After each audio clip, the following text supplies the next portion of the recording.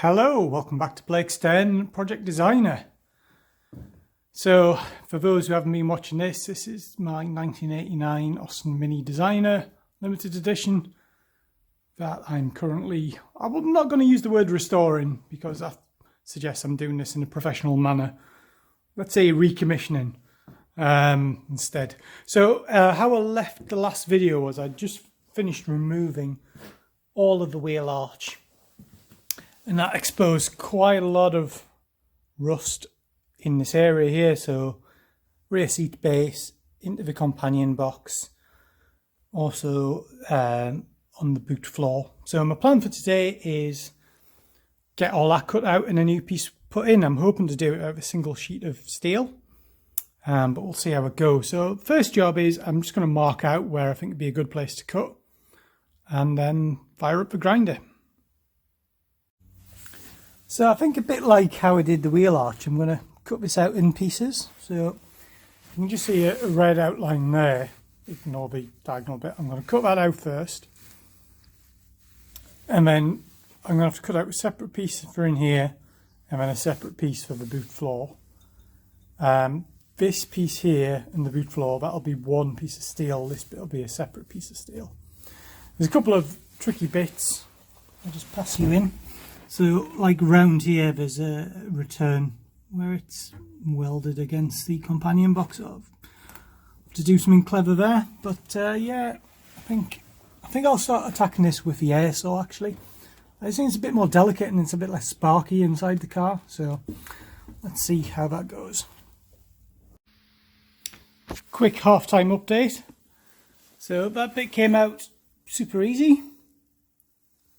This bit under here is proving a bit more problematic just because about how this bracket behind is affixed.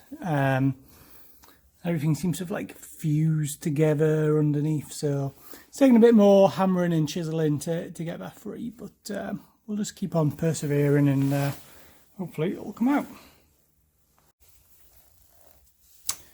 So that is now out. Yeah. Need to tidy up the edges a little bit and then think about getting a cardboard template cut down to size and basically transfer that over to a piece of sheet steel. Made myself a cardboard template and I've actually temporarily put the wheel arch in position. It's not in the exact final position, but it's close enough. And the reason I had to do that was because this wiggly edge down here. So I've transposed that onto the template. And that goes on there. And yeah, I need to add a bit more steel there. But basically I've got the template there. What I need to cut out of Zintec. What should be at this location here, there should be a double flange. So you've got the flange here, then there should be a return on the boot lid. So I'm going to try and replicate that as well in the Zintec. So yeah, thinking it's just down to that corner there, and then that's where I need the flange. So right, let's see if we can cut that out. So this is the 0.8mm Zintec, which is a zinc coated mild steel sheet, but still weldable without too many poisonous fumes. So what I've done, I've overlaid my template on, marked out in a marker pen just so it's easy for you guys to see what I want. Rough shape, and then I've transposed that down by 40mm to here. So the idea is this is going to be my return. I'll bend this over. Where I've just put the dash lines, I might have to do a couple of relief cuts just to help bend it over. But that's the rough shape I want. So next job is I'm going to cut this out. Probably actually use my tin snips. I just find it's a bit easier sometimes. Cut that out, shape it a bit, and then we'll see what the fit is like. It's got all the clamps on here holding the wheel arch in place. And then I've also got that repair panel I've made behind. So looking from above, it's not actually that bad a fit. It seems to have worked all right.